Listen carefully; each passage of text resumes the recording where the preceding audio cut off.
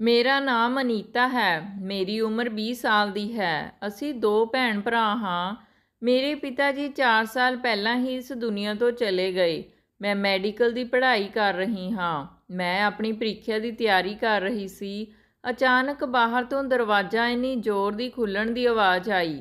ਮੈਂ ਜਲਦੀ ਨਾਲ ਬਾਹਰ ਭੱਜੀ। ਮੈਂ ਜਿਵੇਂ ਹੀ ਦਰਵਾਜ਼ੇ ਤੱਕ ਪਹੁੰਚੀ ਤਾਂ ਦੇਖਿਆ ਕਿ ਭਾਬੀ ਰੋਂਦੀ ਹੋਈ ਅੰਦਰ ਆ ਰਹੀ ਸੀ ਤੇ ਭੱਜਦੇ ਭੱਜਦੇ ਜਾ ਕੇ ਆਪਣੇ ਕਮਰੇ ਵਿੱਚ ਬੰਦ ਹੋ ਗਈ।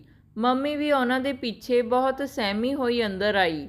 ਮੈਂ ਜਦ ਮੰਮੀ ਨੂੰ ਭਾਬੀ ਦੇ ਰੋਣ ਦੀ ਵਜ੍ਹਾ ਪੁੱਛੀ ਤਾਂ ਉਹ ਮੈਨੂੰ ਕਹਿਣ ਲੱਗੇ ਕਿ ਉਹ ਡਰਾਮਾ ਕਰ ਰਹੀ ਹੈ, ਤੂੰ ਉਸ 'ਤੇ ਧਿਆਨ ਨਾ ਦੇ ਕੇ ਆਪਣੀ ਪ੍ਰੀਖਿਆ 'ਤੇ ਧਿਆਨ ਦੇ।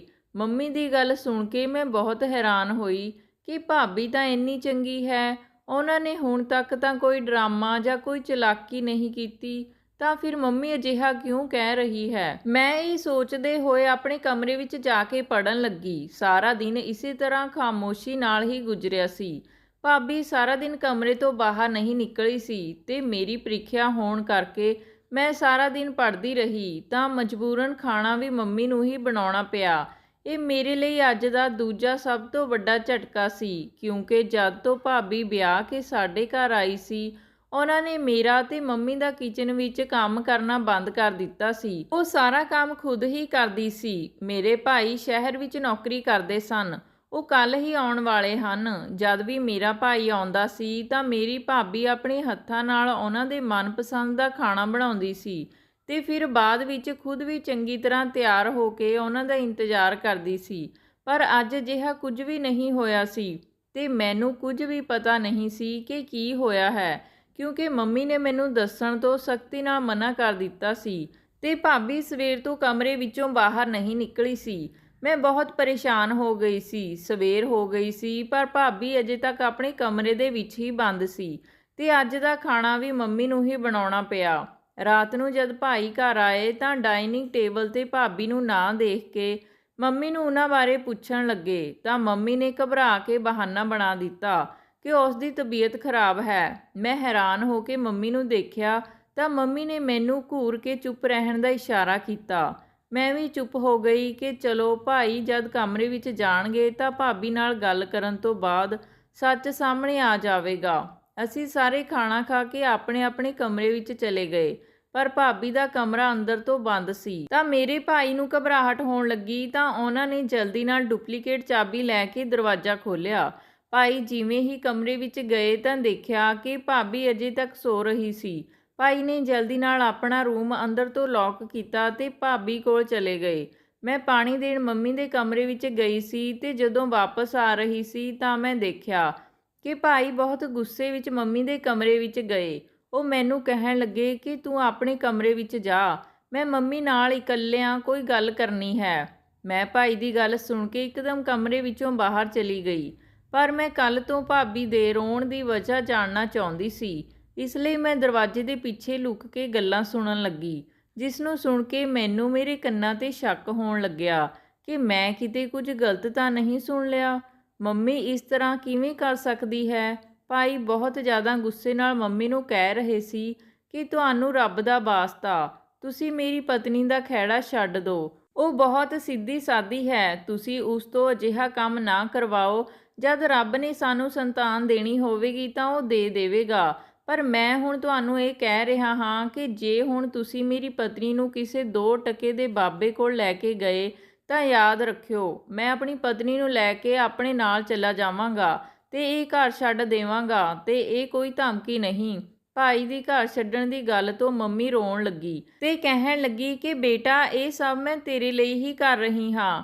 ਤੇਰੀ ਔਲਾਦ ਦਾ ਮੂੰਹ ਦੇਖਣ ਲਈ ਹੀ ਤਾਂ ਮੈਂ ਇਹ ਸਭ ਕੁਝ ਕਰ ਰਹੀ ਹਾਂ। ਪਰ ਬੇਟਾ, ਜੇ ਤੈਨੂੰ ਨਹੀਂ ਪਸੰਦ ਤਾਂ ਮੈਂ ਹੁਣ ਉਸ ਨੂੰ ਦੁਬਾਰਾ ਨਹੀਂ ਲੈ ਕੇ ਜਾਵਾਂਗੀ।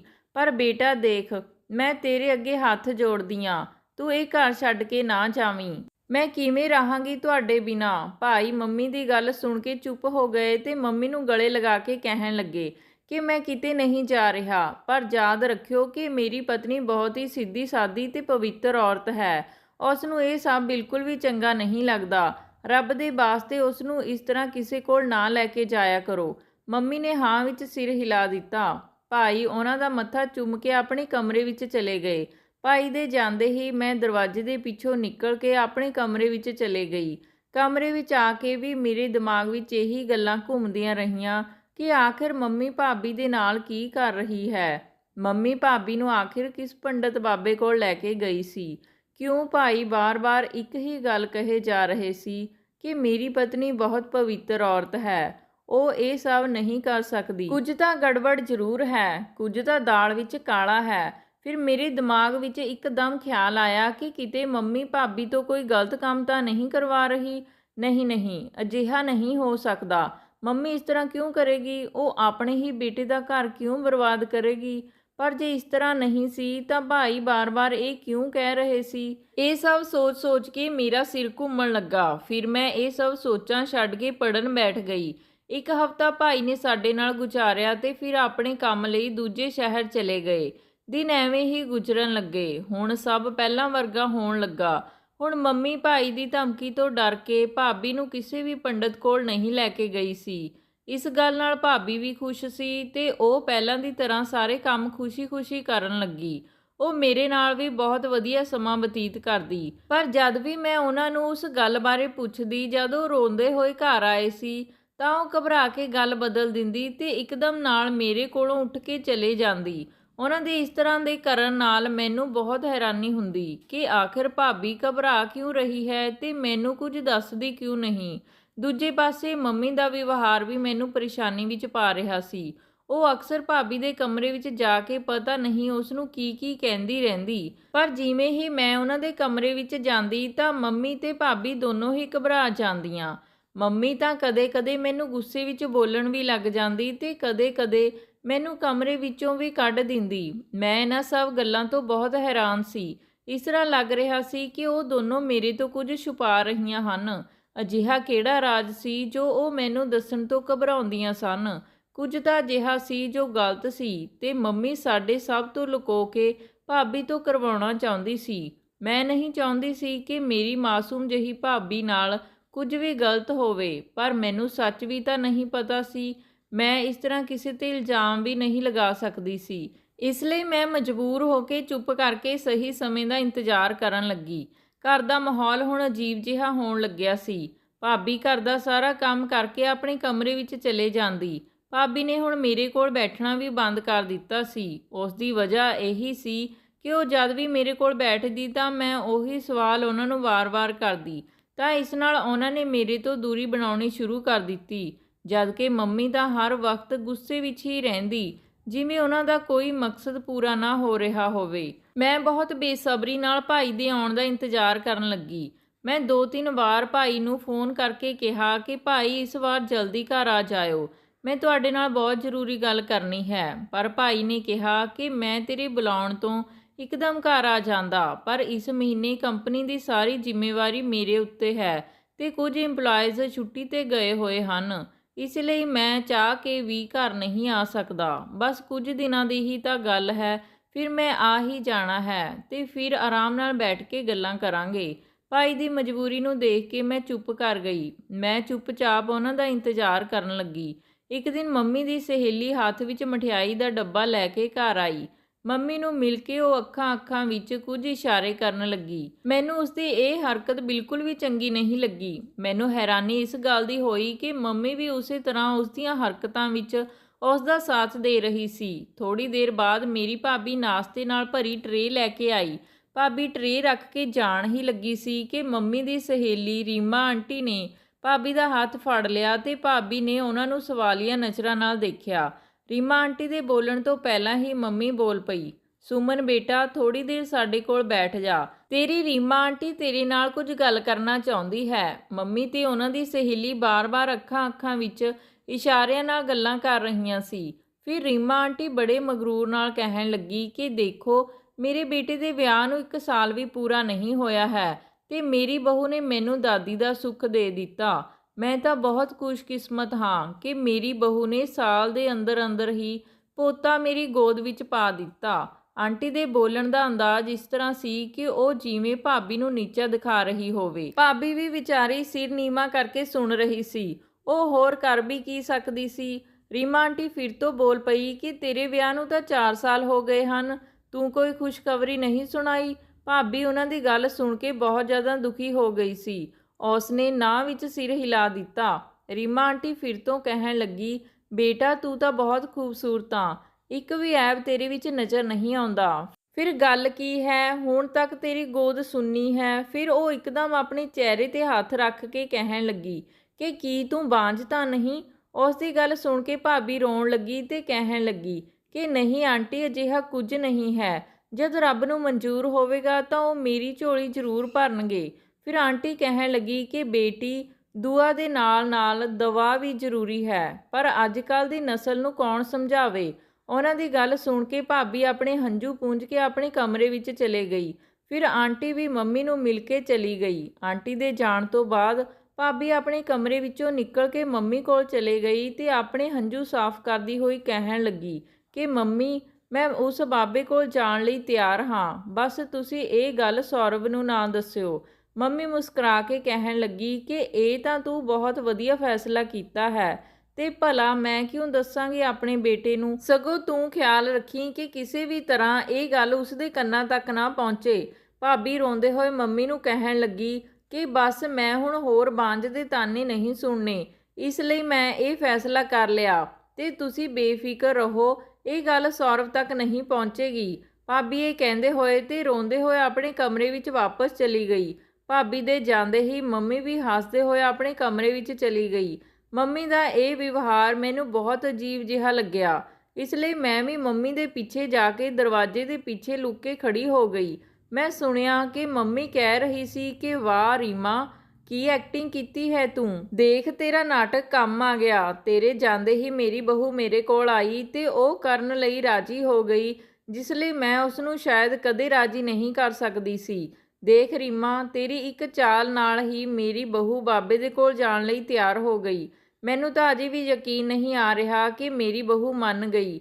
ਮੰਮੀ ਖੁਸ਼ੀ-ਖੁਸ਼ੀ ਬੋਲੀ ਜਾ ਰਹੀ ਸੀ, ਪਰ ਮੈਨੂੰ ਇਸ ਤਰ੍ਹਾਂ ਲੱਗ ਰਿਹਾ ਸੀ ਕਿ ਜੇ ਮੈਂ ਥੋੜ੍ਹੀ ਦੇਰ ਇੱਥੇ ਹੋਰ ਖੜੀ ਰਹੀ ਤਾਂ ਮੈਂ ਚੱਕਰ ਖਾ ਕੇ ਡਿੱਗ ਜਾਵਾਂਗੀ। ਮੈਂ ਸੋਚ ਰਹੀ ਸੀ ਕਿ ਮੰਮੀ ਅਜਿਹਾ ਕਿਵੇਂ ਕਰ ਸਕਦੀ ਹੈ। ਉਸਨੇ ਭਾਬੀ ਨੂੰ ਆਪਣੇ ਜਾਲ ਵਿੱਚ ਫਸਾ ਲਿਆ। ਮੈਂ ਇਹ ਸੋਚ ਹੀ ਰਹੀ ਸੀ ਕਿ ਮੈਨੂੰ ਮੰਮੀ ਦੇ ਕਦਮਾਂ ਦੀ ਆਵਾਜ਼ ਸੁਣਾਈ ਦਿੱਤੀ। ਮੈਂ ਜਲਦੀ-ਜਲਦੀ ਉਹਨਾਂ ਦੇ ਦਰਵਾਜ਼ੇ ਦੇ ਪਿੱਛੋਂ ਨਿਕਲ ਕੇ ਆਪਣੇ ਕਮਰੇ ਵਿੱਚ ਆ ਗਈ। ਮੰਮੀ ਭਾਬੀ ਦੇ ਕਮਰੇ ਵਿੱਚ ਜਾ ਕੇ ਬੋਲੀ ਕਿ ਕੱਲ ਸ਼ਾਮ ਨੂੰ ਤਿਆਰ ਰਹੀਂ, ਆਪਾਂ ਸ਼ਾਮ 4 ਵਜੇ ਬਾਬੇ ਨੂੰ ਮਿਲਣ ਜਾਵਾਂਗੇ। ਮੰਮੀ ਤੇ ਭਾਬੀ ਰਾਤ ਦਾ ਖਾਣਾ ਖਾ ਕੇ ਆਪਣੇ-ਆਪਣੇ ਕਮਰੇ ਵਿੱਚ ਸੌਂ ਗਈਆਂ, ਪਰ ਮੈਥੋਂ ਨਾ ਤਾਂ ਖਾਣਾ ਖਾਧਾ ਗਿਆ ਤੇ ਨਾ ਹੀ ਮੈਨੂੰ ਨੀਂਦ ਆਈ। ਮੈਂ ਸਾਰੀ ਰਾਤ ਸੋਚਦੀ ਹੀ ਰਹੀ ਕਿ ਆਖਿਰ ਮੰਮੀ ਭਾਬੀ ਨਾਲ ਕੱਲ ਕੀ ਕਰਨ ਵਾਲੀ ਹੈ। ਇਹ ਸੋਚਦੇ-ਸੋਚਦੇ ਕਦ ਮੇਰੀ ਅੱਖ ਲੱਗ ਗਈ ਮੈਨੂੰ ਪਤਾ ਹੀ ਨਹੀਂ ਚੱਲਿਆ। ਰਾਤ ਨੂੰ ਦੇਰ ਨਾਲ ਸੌਣ ਕਰਕੇ ਮੇਰੀ ਸਵੇਰੇ ਅੱਖ ਵੀ ਲੇਟ ਖੁੱਲੀ। ਮੈਂ ਜਲਦੀ-ਜਲਦੀ ਬਾਹਰ ਨੂੰ ਭੱਜੀ। ਮੈਨੂੰ ਇਹ ਗੱਲ ਪਰੇਸ਼ਾਨ ਕਰ ਰਹੀ ਸੀ ਕਿ ਭਾਬੀ ਕਿਤੇ ਮੰਮੀ ਨਾਲ ਚਲੇ ਤਾਂ ਨਹੀਂ ਗਈ, ਪਰ ਸ਼ੁਕਰ ਹੈ ਭਾਬੀ ਵਿਹੜੇ ਵਿੱਚ ਹੀ ਕੰਮ ਕਰ ਰਹੀ ਸੀ। ਜਦ ਸ਼ਾਮ ਹੋ ਗਈ ਤਾਂ ਭਾਬੀ ਤਿਆਰ ਹੋ ਕੇ ਮੰਮੀ ਦਾ ਇੰਤਜ਼ਾਰ ਕਰਨ ਲੱਗੀ। ਥੋੜ੍ਹੀ ਦੇਰ ਬਾਅਦ ਮੰਮੀ ਆਪਣੇ ਕਮਰੇ 'ਚੋਂ ਬਾਹਰ ਆਈ ਤੇ ਭਾਬੀ ਨੂੰ ਕਹਿਣ ਲੱਗੀ ਕਿ ਤੈਨੂੰ ਹੁਣ ਜਾਣ ਦੀ ਕੋਈ ਜ਼ਰੂਰਤ ਨਹੀਂ ਹੈ, ਤੂੰ ਆਪਣੇ ਕਮਰੇ ਵਿੱਚ ਜਾ। ਮੰਮੀ ਦੀ ਗੱਲ ਸੁਣ ਕੇ ਭਾਬੀ ਖੁਸ਼ੀ-ਖੁਸ਼ੀ ਆਪਣੇ ਕਮਰੇ ਵਿੱਚ ਚਲੇ ਗਈ। ਮੈਨੂੰ ਇਹ ਸੁਣ ਕੇ ਬਹੁਤ ਹੈਰਾਨੀ ਹੋਈ ਕਿ ਆਖਿਰ ਮੰਮੀ ਨੇ ਆਪਣੀ ਚਾਲ ਨੂੰ ਬੇਕਾਰ ਕਿਵੇਂ ਜਾਣ ਦਿੱਤਾ। ਫਿਰ ਮੈਂ ਸੋਚਿਆ ਕਿ ਮੰਮੀ ਦੇ ਦਿਲ ਵਿੱਚ ਸ਼ਾਇਦ ਭਾਬੀ ਲਈ ਤਰਸ ਆ ਗਿਆ ਹੋਵੇ। ਮੈਂ ਖੁਸ਼ ਹੋ ਕੇ ਆਪਣੇ ਕਮਰੇ ਵਿੱਚ ਚਲੇ ਗਈ, ਪਰ ਮੈਂ ਥੋੜ੍ਹੀ ਦੇਰ ਬਾਅਦ ਦੇਖਿਆ ਕਿ ਮੰਮੀ ਇੱਕ ਪੋਟਲੀ ਚੱਕ ਕੇ ਘਬਰਾਈ ਹੋਈ ਬਾਹਰ ਨੂੰ ਜਾ ਰਹੀ ਸੀ। ਮੈਂ ਮੰਮੀ ਨੂੰ ਪੁੱਛਿਆ ਕਿ ਤੁਸੀਂ ਕਿੱਥੇ ਜਾ ਰਹੇ ਹੋ? ਮੰਮੀ ਗੁੱਸੇ ਵਿੱਚ ਕਹਿਣ ਲੱਗੀ ਕਿ ਮੈਂ ਤੈਨੂੰ ਫਿਰ ਦੱਸਾਂਗੀ, ਹੁਣ ਤੂੰ ਆਪਣੇ ਕਮਰੇ ਵਿੱਚ ਜਾ, ਥੋੜ੍ਹੀ ਦੇਰ ਬਾਅਦ ਮੈਂ ਆ ਜਾਵਾਂਗੀ। ਮੈਂ ਚੁੱਪਚਾਪ ਆਪਣੇ ਕਮਰੇ ਵਿੱਚ ਚਲੀ ਗਈ ਤੇ ਕਿਤਾਬ ਚੁੱਕ ਕੇ ਬਾਹਰ ਵਿਹੜੇ ਵਿੱਚ ਆ ਕੇ ਪੜ੍ਹਨ ਲੱਗੀ। ਥੋੜ੍ਹੀ ਦੇਰ ਬਾਅਦ ਹੀ ਮੰਮੀ ਜਲਦੀ-ਜਲਦੀ ਅੰਦਰ ਆਈ ਤੇ ਦਰਵਾਜ਼ਾ ਬੰਦ ਕਰਕੇ ਸਿੱਧਾ ਭਾਬੀ ਦੇ ਕਮਰੇ ਵਿੱਚ ਚਲੇ ਗਈ। ਮੈਂ ਵੀ ਉਹਨਾਂ ਦੇ ਪਿੱਛੇ-ਪਿੱਛੇ ਗਈ। ਮੰਮੀ ਆਪਣੀ ਚੁੰਨੀ ਨਾਲੋਂ ਇੱਕ ਬੋਤਲ ਖੋਲ੍ਹ ਕੇ ਭਾਬੀ ਨੂੰ ਦਿੰਦੇ ਹੋਏ ਬੋਲੀ ਕਿ ਬਾਬੇ ਨੇ ਇਹ ਤੇਲ ਦਿੱਤਾ ਹੈ ਤੇ ਉਹ ਕਹਿ ਰਹੇ ਸੀ ਕਿ ਇਹ ਤੇਲ ਉਹਨਾਂ ਨੇ ਬਾਂਝ ਔਰਤਾਂ ਲਈ ਤਿਆਰ ਕੀਤਾ ਹੈ। ਇਸ ਵਿੱਚ ਬਹੁਤ ਸਾਰੀਆਂ ਜੜੀਆਂ ਬੂਟੀਆਂ ਮਿਲਾਈਆਂ ਹੋਈਆਂ ਹਨ। ਬਾਬਾ ਕਹਿ ਰਹੇ ਸੀ ਕਿ ਤੈਨੂੰ ਇਹ ਤੇਲ ਰੋਜ਼ ਆਪਣੇ ਪੇਟ 'ਤੇ ਮਲਣਾ ਹੋਵੇਗਾ ਤੇ ਦੇਖੀ ਤੂੰ ਕੁਝ ਹੀ ਦਿਨਾਂ ਵਿੱਚ ਪ੍ਰੈਗਨੈਂਟ ਹੋ ਜਾਵੇਂਗੀ। ਭਾਬੀ ਨੇ ਤਾਂ ਮੰਮੀ ਦੀਆਂ ਗੱਲਾਂ 'ਤੇ ਯਕੀਨ ਕਰਕੇ ਉਹ ਤੇਲ ਲਗਾ ਲਿਆ, ਪਰ ਮੈਨੂੰ ਮੰਮੀ ਦੇ ਉਸ ਬਾਬੇ ਦੀ ਕਿਸੇ ਵੀ ਗੱਲ 'ਤੇ ਯਕੀਨ ਨਹੀਂ ਸੀ ਤੇ ਨਾ ਹੀ ਉਸ ਜੜੀ ਬੂਟੀਆਂ ਵਾਲੇ ਤੇਲ 'ਤੇ ਯਕੀਨ ਸੀ, ਕਿਉਂਕਿ ਮੈਂ ਮੈਡੀਕਲ ਸਟੂਡੈਂਟ ਸੀ, ਇਸ ਲਈ ਮੈਨੂੰ ਪਤਾ ਸੀ ਕਿ ਹੁਣ ਤੱਕ ਅਜਿਹਾ ਕੋਈ ਤੇਲ ਨਹੀਂ ਬਣਿਆ ਹੈ। ਇਹ ਸਭ ਝੂਠ ਹੈ। ਮੈਂ ਇਹ ਸੋਚ ਹੀ ਰਹੀ ਸੀ ਕਿ ਮੈਨੂੰ ਭਾਈ ਦੇ ਜ਼ੋਰਦਾਰ ਸਤਿ ਸ੍ਰੀ ਅਕਾਲ ਕਹਿਣ ਦੀ ਆਵਾਜ਼ ਆਈ ਤੇ ਮੈਂ ਖੁਸ਼ੀ ਨਾਲ ਉਹਨਾਂ ਦੇ ਗਲੇ ਲੱਗ ਗਈ। ਭਾਈ ਮੈਨੂੰ ਪੁੱਛਣ ਲੱਗੇ ਕਿ ਤੂੰ ਕੀ ਗੱਲ ਕਰਨਾ ਚਾਹੁੰਦੀ ਸੀ, ਪਰ ਮੈਂ ਬਹਾਨਾ ਬਣਾ ਕੇ ਉਹਨਾਂ ਨੂੰ ਟਾਲ ਦਿੱਤਾ ਕਿ ਮੇਰਾ ਬਸ ਤੁਹਾਨੂੰ ਮਿਲਣ ਨੂੰ ਦਿਲ ਕਰ ਰਿਹਾ ਸੀ। ਹੁਣ ਘਰ ਦਾ ਮਾਹੌਲ ਵਧੀਆ ਹੋ ਗਿਆ ਸੀ। ਮੰਮੀ ਭਾਈ ਤੋਂ ਲੁਕੋ ਕੇ ਰੋਜ਼ ਭਾਬੀ ਦੇ ਪੇਟ ਨੂੰ ਤੇਲ ਲਗਾ ਦਿੰਦੀ ਸੀ ਤੇ ਭਾਬੀ ਵੀ ਚੁੱਪਚਾਪ ਉਹ ਤੇਲ ਲਗਵਾ ਲੈਂਦੀ ਸੀ ਕਿਉਂਕਿ ਉਹ ਵੀ ਮਾਂ ਬਣਨਾ ਚਾਹੁੰਦੀ ਸੀ। ਇੱਕ ਦਿਨ ਭਾਬੀ ਖੁਸ਼ੀ ਨਾਲ ਮੰਮੀ ਕੋਲ ਆਈ ਤੇ ਕਹਿਣ ਲੱਗੀ ਕਿ ਮੰਮੀ ਮੁਬਾਰਕ ਹੋਵੇ, ਤੁਸੀਂ ਦਾਦੀ ਬਣਨ ਵਾਲੇ ਹੋ। ਮੰਮੀ ਨੇ ਖੁਸ਼ੀ ਨਾਲ ਭਾਬੀ ਨੂੰ ਗਲੇ ਲਗਾਇਆ ਤੇ ਭਾਬੀ ਦੇ ਕੰਨ ਵਿੱਚ ਕਹਿਣ ਲੱਗੀ ਕਿ ਦੇਖਿਆ ਬਾਬੇ ਦੇ ਤੇਲ ਦਾ ਕਰਿਸ਼ਮਾ। ਭਾਬੀ ਜ਼ੋਰ-ਜ਼ੋਰ ਨਾਲ ਹਾਂ ਵਿੱਚ ਸਿਰ ਹਿਲਾਉਣ ਲੱਗੀ।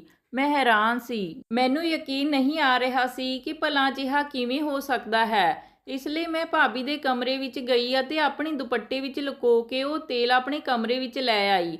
ਮੈਂ ਮੰਮੀ ਤੇ ਭਾਬੀ ਤੋਂ ਲੁਕੋ ਕੇ ਇਹ ਤੇਲ ਇਸਤੇਮਾਲ ਕਰਨਾ ਸ਼ੁਰੂ ਕਰ ਦਿੱਤਾ।